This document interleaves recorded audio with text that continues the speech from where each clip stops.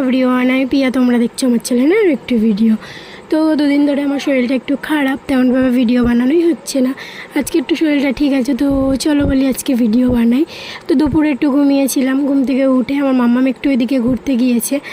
তো আমি ভাবলাম চলো এই ফাঁকে কাজগুলো করে নেওয়া যাক। তো ছাদে কিছু জামা কাপড় ছিল, সেগুলোই তুলে আনলাম, এনে গুছিয়ে নিচ্ছি।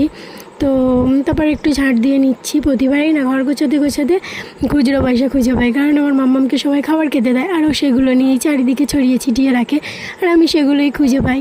তো খুব ভালো লাগে আর কি, অনেকগুলো জমে একসাথে, আবার সেগুলো আবার ওকেই দিই। তো যা গরম পড়েছে আজকাল, উফ, আমাদের ঘরে না যা গরম গাইস, গদি থেকে না যেন মনে হচ্ছে ভাঁপ উঠছে গরম। তো ভাবলাম চলো একটু ফ্রেশ হয়ে আসি, যেহেতু ঘর দোরগুলো পরিষ্কার করলাম। তো বাথরুমে চলে আসলাম, এসে একটু মুখে ফেস ওয়াশ দিয়ে নিচ্ছি।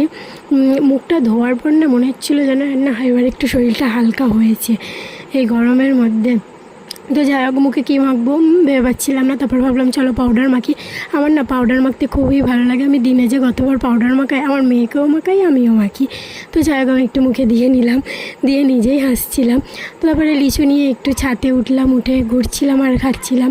যা গরম, ছাদে একটু হাওয়া হচ্ছিলো। তো আজকে ভিডিওটা কেমন লাগলো তোমরা জানাও। তো টাটা।